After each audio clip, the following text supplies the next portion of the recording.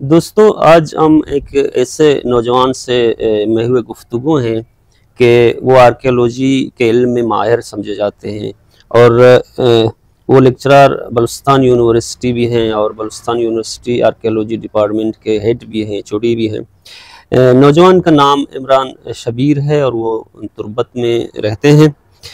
दिसंबर 2024 को उनका एक research paper issues of preservation of the archaeological site of Mehrgarh legal and technical aspect के नाम से उसने ऑक्सफोर्ड यूनिवर्सिटी यूके में प्रेजेंटेशन दी। इस पेपर को पेश किया। वहाँ पर हम आर्कियोलॉजी से मुतालिक तुर्बत और खुसूसन बलूचिस्तान के हवाले से उनके साथ आज मुकालमा करेंगे।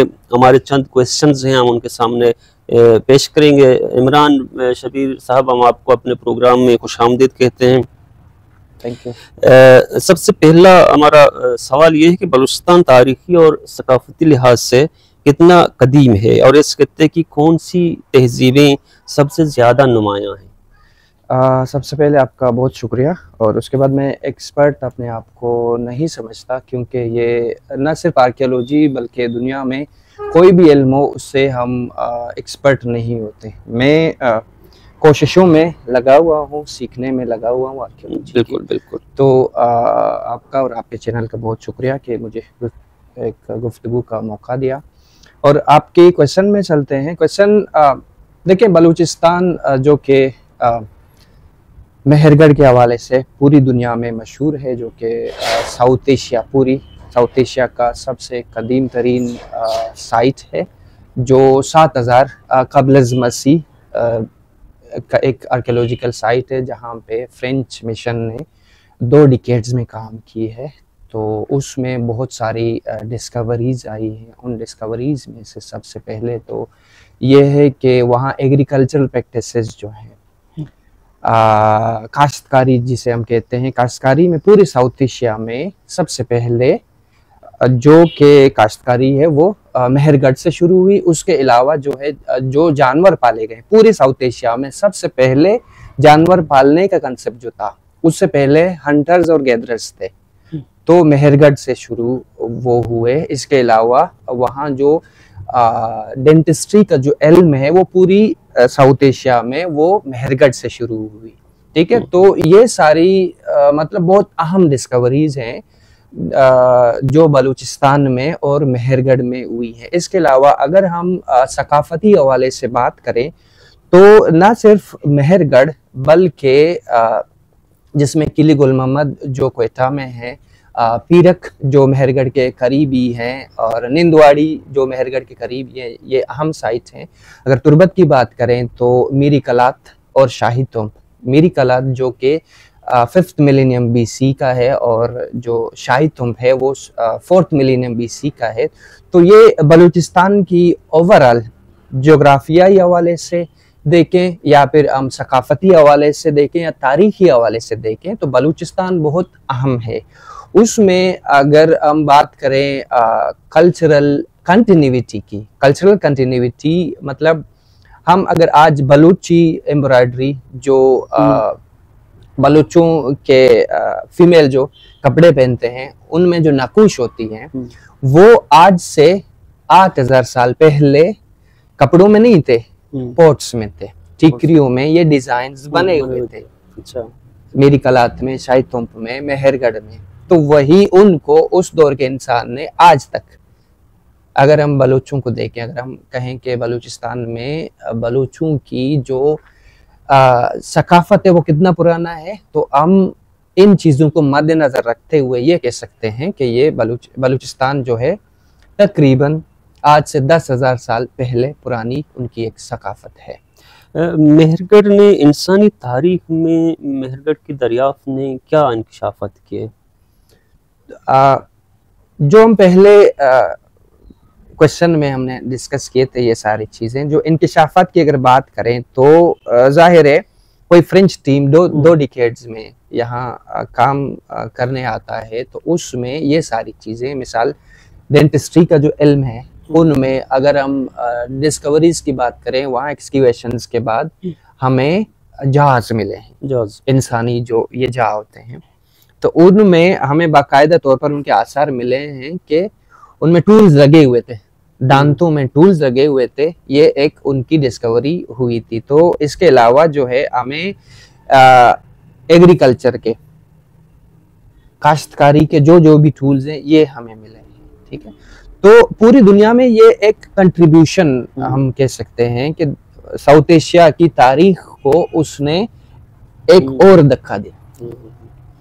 क्या बलूचिस्तान में आपके ख्याल में मज़ीद गैर दरियाफ्त शुदा तारीख़ी मकामात मौजूद हैं और उनकी तहकीक में रुकावटें भी हैं या नहीं? देखिए, बलूचिस्तान बहुत ही एक अहम खित्ता है। बलूचिस्तान में मैं समझता हूँ अभी तक 10% काम नहीं हुआ। 10% इस शोबे में?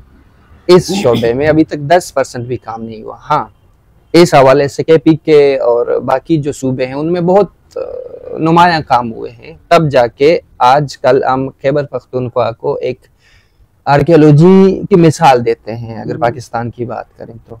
लेकिन बलूचिस्तान में अभी तक 10% नहीं हुआ। उसमें रुकावटें बहुत सारी हैं। एक तो ये है कि जो बैनुल अक़वामी टीम थे वो आए थे यहाँ पे, उन्होंने सिर्फ अपनी जो नॉलेज की एजमनी है उनको कायम करने के लिए, उनको मुस्तहकम करने के लिए ये सारे अपने नॉलेज का वर्जन दिया। उन्होंने एक भी लोकल आर्कियोलॉजिस्ट को प्योरली ट्रेंड नहीं किया। अगर हम में से, मतलब हम तो शायद 80s में पैदा ही नहीं हुए थे, लेकिन किसी को ट्रेन नहीं किया। बाद में जाके उन पे क्रिटिसिज्म हुई, तब जाके उन्होंने एक आध मुझे भी फिर बुलाया, फ्रांस बुलाया, यूके बुलाया ट्रेनिंग्स के लिए। लेकिन इसमें अभी तक मैं समझता हूँ 10% भी काम नहीं हुआ। अच्छा, बलूचिस्तान में आसार कदीमा को महफूज रखने के लिए हुकूमत और मुतालिका इदारे मतलब आपके सबूत है कि वो कुछ नहीं कर रहे हैं, इसमें पार्टिसिपेशन नहीं कर रहे हैं, इसको आगे नहीं ले जा रहे हैं इस शोबे को? देखिए, अगर हुकूमत की बात करें, हुकूमत बज़ाहिर यही बलूचिस्तान की आवाम को दिखलाता है कि हम काम करने की कोशिश कर रहे हैं, लेकिन वो सीरियस नहीं है। सीरियस नहीं। हालांकि उनका पहले यही कहते थे कि भाई हमारे पास टीम नहीं है काम करने के लिए। अब कमीशन्ड ऑफिसर्स हैं, फील्ड आर्कियोलॉजिस्ट और फील्ड ऑफिसर्स ये सारे हैं। अगर फ्रेंच मिशन आए, अमेरिकन यहाँ पे आए, यहाँ पे जर्मन मिशन आए, जो भी फॉरेन मिशन आए, उन्होंने काम किया। उसके बाद क्या रहता है, उन साइट्स को सेव करना, सेफ गार्ड करना, उनके हवाले से लीगली प्रिजर्वेशन के पॉलिसीज बनाना। अगर हम मेहरगढ़ का मिसाल लें तो मेहरगढ़ मतलब वो टोटली बिल्डोज हो चुका है। वो एक ट्राइबल डिस्प्यूट की वजह से मेहरगढ़ बिल्डोज हुआ और उसको बचाने के लिए शायद हुकूमत बहुत सारे इकदाम उठा सकते थे और इस हवाले से पीएसडीपी में फंड्स भी रखे गए। और मुझे इल्म नहीं है कि एग्जैक्टली कितने फंड्स थे, लेकिन फंड्स भी इस चीज़ का मुझे इल्म है कि फंड्स रखे थे पूरे बलूचिस्तान में। मीरी कलात था, मेहरगढ़ था और चाकर खान फोर्ट सिब्बी था, इनके लिए फंड्स रखे थे। लेकिन प्रिजर्वेशन के लिए बाद में पता नहीं, इस बात को अब आज से 6 साल हुए। आप कह रहे थे कि मेहरगढ़ से या मीरी कलात या दूसरे साइड से जो फीमेल्स की बलूचों की जो एम्ब्रॉयडरी है, इसके अलावा बलूच सकाफ़त या तर्ज ज़िंदगी के हवाले से कोई नुमायाँ तहकीक आर्कियोलॉजिकल इल्म ने दी है? वहाँ कुछ साबित हुआ है कि कुछ रवायात, कुछ चीज़ें वहाँ से हमें मिले? देखिए, सबसे बड़ी अगर डिस्कवरी हो तो वो ज़ुबान की होती है। किसी भी तहजीब को एक तहजीब कहने से पहले उसके कुछ एलिमेंट्स होते हैं, अलामत होती हैं। ज़ुबान, मजहब और उनकी तर्ज ज़िंदगी, कल्चर और उनका एक मुस्तहकम सियासी ज़िंदगी भी हो।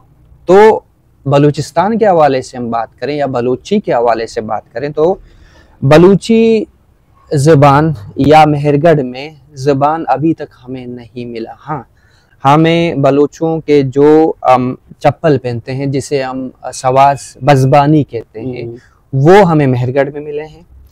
अगर जो बलूची पाग अगर बलूचों का है तो वो दस्तार है, ये हमें मेहरगढ़ से उसकी एक फिगरीन मिली है, जो कि आजकल मेहरगढ़ म्यूजियम क्वेटा में भी उसका फिगरीन पड़ा हुआ है।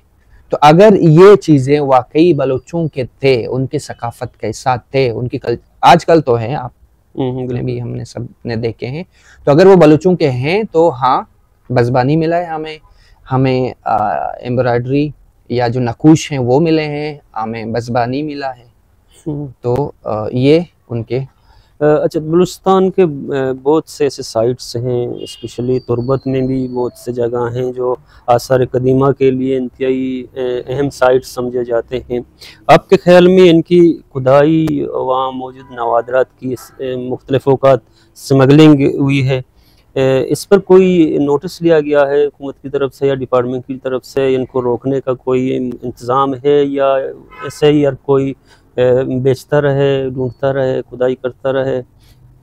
देखिए, ये स्मगलिंग एक वो कहते हैं कि मतलब इसको रोकना बहुत मुश्किल है, क्योंकि जैसे चीज़ों को चुराना, मतलब चोर को पकड़ना बहुत मुश्किल है अब।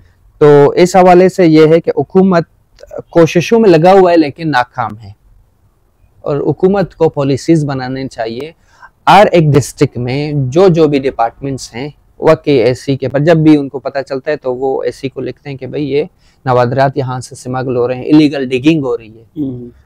तो बलूचिस्तान एक डिस्प्यूटेड खित्ता है, वहाँ पे ऐसे ऑफिसर्स जो हैं वो जाने के लिए डरते भी हैं कि भाई हम जो बी एरियाज हैं वहाँ जाने से बेहतर है कि हम मेन डिस्ट्रिक्ट में रहें, वहाँ जो भी खुदाई होता रहे, नवादरात चोरी होते रहें। तो इस चीज़ पे हुकूमत मैं समझता हूँ कि काफ़ी हद तक नाकाम है।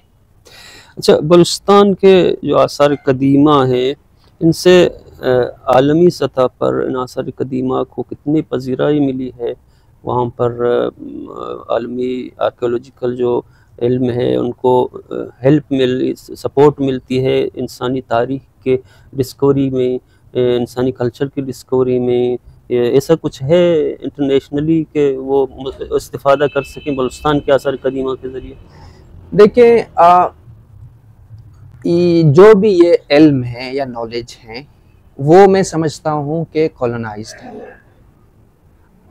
हर कोई आके अपनी कॉलोनी कायम करके, नॉलेज की कॉलोनी कायम करने की कोशिश करती है। ना सिर्फ हमारा मुल्क बल्कि जो बैनुल अक़वामी ममालिक के मिशंस थे वो आए थे अपने वर्जन ऑफ नॉलेज दुनिया को देने के लिए। तो वो उसकी पजीराई करने में, अभी ब्रिटिश म्यूजियम में गया था यूके में, हमारे बहुत सारे नवादरात वहाँ उनके स्टोर्स में पड़े हुए हैं, लेकिन वहाँ पे डिस्प्ले में बहुत कम है। ऑरल स्टाइन एक आर्कियोलॉजिस्ट थे जो सन 1929 में या 1926 में यहाँ आए थे बलूचिस्तान में, तो उनका एक किताब भी है, एंशिएंट टूर टू गेद्रोशिया। तो उनके जो नवादरात हैं वो ब्रिटिश म्यूजियम में हैं, तो वो डिस्प्ले में शायद इसीलिए नहीं रखते कि कल हम उनको क्लेम ना करें। अच्छा, तो जाहिर सी बात है वो अपनी वर्जन ऑफ नॉलेज देने की वो इलीगल वहाँ पहुंचे नहीं। उस टाइम ये था कि जो डिवोल्यूशन ऑफ रूल्स जो थे वो फेडरल गवर्नमेंट के पास थे, तो वो लीगली लेके गए। जाहिर है यहाँ बलूचिस्तान में 1935 के जलजले के बाद जो भी थे, यहाँ क्वेटा में म्यूजियम में पढ़े, मैकमोहन म्यूजियम में पढ़े थे, उसके बाद कराची चले गए, लेकिन उस टाइम जो रूल्स थे वो अलाउ करते थे। अच्छा, एक और सवाल यहाँ से उठता है कि जो दुनिया में आफात आते हैं, कुदरती आफात आते हैं, मौसमियाती तब्दीलियाँ होती हैं, और मिसाल के तौर पर हम हमारे खत्ते में अगर हम देखें तो हमारे सड़कों का जो नेटवर्क होता है, दीगर तरक्याती मंसूबे होते हैं, क्या इनसे हमारी आसार कदीमा पर असर पड़ेगा या उनको वो डिस्ट्रॉय होंगे? क्योंकि बलूचिस्तान तो बहुत ही बड़ा जोग्राफिया है, किसी को ये नहीं मालूम कि किस एरिया में क्या है। अभी तक तो इस हवाले से कोई ठोस वो नहीं हुए हैं, रिसर्च नहीं हुआ है।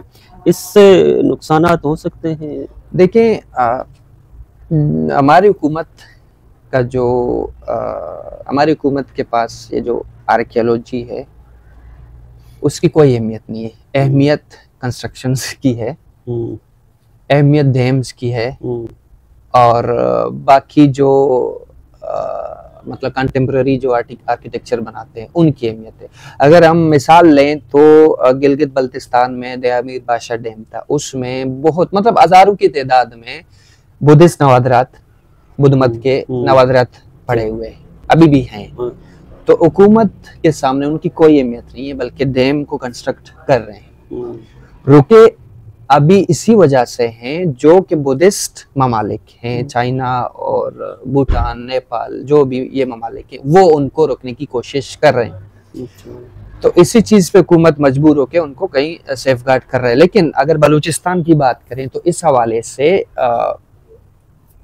हमारी अवाम हो या हुकूमत हो, इस हवाले से ज्यादा उनको कुछ को इल्म है, फिर भी नहीं करते, और अवाम को बहुत ज्यादा अवेयरनेस की जरूरत है। अच्छा, मकामी जो कम्युनिटी है, नौजवान हैं, उनको इन नवादरात के तहफ़्फ़ुज़ के लिए या आसार कदीमा के तहफ़्फ़ुज़ के लिए उनको किस तरह इंगेज किया जा सकता है? उनको किस तरह अवेयर किया जा सकता है कि ये जिनको आप मिटा रहे हैं, जिनको आप स्मगलिंग कर रहे हैं या जिनको आप ख़त्म कर रहे हैं, वो दरअसल इंसानी तारीख़ को मिटाने के मुतरादिफ है। उनको किस तरह इंगेज किया जा सकता है कि वो उनकी हिफाजत करें? देखिए, एक अगर उनको इस हवाले से इल्म देना भी बहुत ख़तरा लाहक हो सकता है। वो इसलिए जितना हम उनको इल्म दें वो उतना ही ज़्यादा समझते हैं कि चीज़ क्या है, इंटरनेशनल मार्केट में उसकी क्या वैल्यू है, उसकी क्या डिस्क्रिप्शन है, उसकी क्या तारीख है। ये बहुत ही एक नाजुक और क्रिटिकल चीज़ है। लेकिन हाँ, हम कोशिश कर रहे हैं। इल्म बहुत हद तक हमने कोशिश की है कि यूनिवर्सिटीज़ में, स्कूल्स में, कॉलेजेस में नौजवान तबके को इस चीज़ का इल्म दें कि भाई आपके इलाके में अगर ऐसा कोई भी एक्टिविटी हो रहा हो, वो हीरे या जेवरात नहीं है, बल्कि सकाफत की हद तक। बलोचों की अगर बात करें तो बलोची सकाफत को अगर आप बेच रहे हैं तो बलोची सकाफत को आप बेच रहे हैं, आप नवादरात को नहीं बेच रहे। उसकी कोई वैल्यू नहीं है। शायद वो 500 या 600 या 100 रुपए में एक टिकरी बेचे, लेकिन अगर हम उसके इल्म की बात करें तो वो करोड़ों की उसकी वैल्यू हो सकती है। अच्छा, बलूचिस्तान में मौजूद आसार कदीमा को यूनेस्को वर्ल्ड हेरिटेज में शामिल करने की कोशिश की गई है रियासत की तरफ से, मुल्क की तरफ से, या नहीं? देखिए, यूनेस्को के कन्वेंशंस जो होती हैं, उनकी जो पॉलिसीज होते हैं या उनके जो एक्ट्स होते हैं, वो बहुत क्रिटिकली देखे जाते हैं। इवैल्यूएशन का जो उनका प्रोसेस होता है, तो एक तो यह है कि साइट जो है इंटैक्ट हो, मतलब एक ऐसी हालत में हो कि उसको वो कंसीडर करे, सिर्फ वो एक मट्टी का ढेर ना हो, और साइट में एक म्यूजियम हो, और उसकी जो वैल्यू हो कल्चरली उस एरिया के हवाले से क्या कंट्रीब्यूट कर रही है, हिस्टोरिकली क्या कंट्रीब्यूट कर रही है, तो ये सारी चीज़ें देखी जाती हैं। अगर मेहरगढ़ की बात करें तो एक उनके कन्वेंशन नहीं कह सकते, एक मीटिंग में एक रोज़ा मीटिंग था, कराची में किया गया था, मैं उसमें शामिल था। तो उसमें हमने मेहरगढ़ को डिफेंड करने की कोशिश की। मेहरगढ़ जो है Balochistan world heritage site tentative list में है, परमानेंट लिस्ट में इसीलिए नहीं है कि उसको बिल्डोज किया गया है। उसकी कंजर्वेशन और प्रिजर्वेशन की बहुत ज़रूरत है। तो उसको कंजर्व किया अगर जाए और उसको प्रिजर्व किया जाए, साइट में म्यूजियम बनाया जाए, तो उसकी फेंसिंग वाल बनाए जाएं, तब जाके उसको एक हद तक कंसीडर किया जा सकता है। लेकिन बलूचिस्तान के जो शायद हालात हैं, ये इजाज़त नहीं देते कि वो इसको कंसीडर करें। और दूसरी बात मैं समझता हूँ कि शायद हमारा जो रियासत है वो शायद नहीं चाहता उसको ये लिस्ट में आए, क्योंकि बलूचिस्तान एक यहाँ पे बहुत ही सियासी माहौल तरफ वो जा रही है। तो अगर ये मेहरगढ़ वर्ल्ड हेरिटेज लिस्ट में जाए तो फिर यहाँ पे और पॉलिटिकल चीज़ें या पॉलिटिकल अवेयरनेस भी जा सकती है उनके पास कि बलूचिस्तान किस तरह का कितना है, वहाँ क्या क्या हो रहा है। अगर कोई जाहिर है क्वेटा में अब म्यूजियम बना है मेहरगढ़ के नाम से, तो जो भी फॉरेनर्स आते हैं क्वेटा में तो म्यूजियम जरूर विजिट करते हैं। और वो म्यूजियम क्यों विजिट करते हैं? क्योंकि मेहरगढ़ साउथ एशिया का कदीम तरीन साइट है, उसके नवादरात मेहरगढ़ म्यूजियम क्वेटा में पड़े। तो ये सियासी तौर पर थोड़ा सा इसको वो हमारी रियासत देखती है। डिस्ट्रिक्ट कीच के हवाले से आपने कितनी साइट्स का विजिट किया है जो आपका एक्सेस हुआ, और कितने ऐसे एरियाज हैं जो उन पर तहकीक ज़रूरी है? इस हवाले से आप अपने तजुर्बात शेयर कर सकते हैं। जी, तो कीच में मैंने अपना मास्टर्स का जो छोटा मोटा सा रिसर्च करने की मैंने कोशिश की थी, मेरी कलात से लेकर हिर्रोंक तक। तो यहाँ जो मोस्टली साइट्स मैंने डिस्कवर किए थे वो जंजियान पीरियड मतलब 4th मिलेनियम BC के साइट्स थे, और बलूची में उनको हम सिंगबंद कहते हैं, जो पत्थरों का ढेर होता है। और सिंदात या जी हाँ, सिंगबंद या सिंदात बलूची में जो हम कहते हैं। और ये जो भी ईरान के साथ बॉर्डर जिनके मिलते हैं वहाँ हमें ये साइट्स मिलते हैं। ईरानी बलूचिस्तान के साथ जो भी मतलब अगर नॉर्दर्न बलूचिस्तान हो और या फिर साउदर्न बलूचिस्तान हो, तो जो भी बॉर्डर शेयर करते हैं ईरान के साथ वहाँ हमें ये मिलते हैं। क्योंकि कुछ आर्कियोलॉजिस्ट ने उनको गबरबंद भी कहा है। गबरबंद को तो खैर आजकल रिजेक्ट किया जाता है इस टर्मिनोलॉजी को। जो आर्कियोलॉजी वाले इस चीज अगर हमारे फिर टॉक को देखेंगे तो इस चीज़ पे वो डिस्कशन भी कर सकते हैं। लेकिन ये कुछ आर्कियोलॉजिस्ट का यही था कि ये ज़ुरतिश्तों के आसार हैं, क्योंकि इनके अंदर फिर हमें स्कल्स मिलते हैं, इंसानी जो आसार हैं वो हमें इनके अंदर मिलते हैं। तो जाहिर सी बात है ईरान में जो टावर ऑफ साइलेंस जो ज़ुरतिश्तों का वो किला होता है जिसके अंदर वो अपने अंग्रेजी में कहते हैं कि बोरियल प्रैक्टिसेस करते हैं, उनका कब्रिस्तान जो होता है वो यही होता है। और इसके अलावा जो है जब मैं हिर्रोंक तक पहुंच गया तो वहाँ पे मेरे साथ कुछ वाक़यात भी पेश आए। जब मैं वहाँ पहुंचा तकरीबन 20 मिनट बाद जब साइट्स को मैं देख रहा था तो कुछ लोग आए जिनके पास मतलब बंदूक भी थे, और वहाँ से फौजी भी आए कि मतलब उनके दरमियान आपस का मामला था। उन जो वहाँ पे लड़ाई भी हुई, फायरिंग भी हुआ, खैर मेरे हवाले से नहीं लेकिन एरिया के हवाले से। तो वो फिर उन्होंने मुझे वापस भेज दिया, इर्रोंक से मुझे वापस कर दिया। मतलब इर्रोंक तक मेरा जो मिशन था कि इर्रोंक तक में साइट्स को विजिट करूं, लेकिन इर्रोंक के साइट्स में इसीलिए मैं विजिट नहीं कर पाया। अच्छा, कोई इस हवाले से, इस इल्म के हवाले से, इस खित्ते में इस आसार कदीमा की इम्पोर्टेंस के हवाले से अगर आप हमारे देखने वालों को कुछ कहना चाहेंगे, या कोई ऐसा सवाल जो करना चाहिए था और हमारे जहन में नहीं आया वो आप कुछ कहना चाहते हैं, तो आखिरी क्वेश्चन आपके लिए है।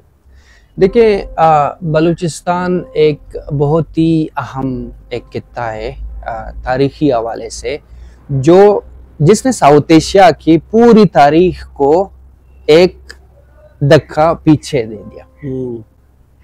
तो नंबर 1। नंबर 2, जो 7000 BC का मेहरगढ़ से शुरू हुआ, और जिसके इलाके में जो हमें ये किले जो मिलते हैं, हमें ये जो नवादरात मिलते हैं, ये हीरे या जेवरात नहीं हैं, या हम जैसे लोग रिसर्चर्स आते हैं वो लोग नहीं जो खुदाई करके उनको इल्लीगली बेचते हैं। जो अपने अगर वो इल्लीगली बेच रहे हैं तो इसका मतलब यही कि है कि वो अपनी सकाफत को बेच रहे हैं, अपनी तारीख को बेच रहे हैं।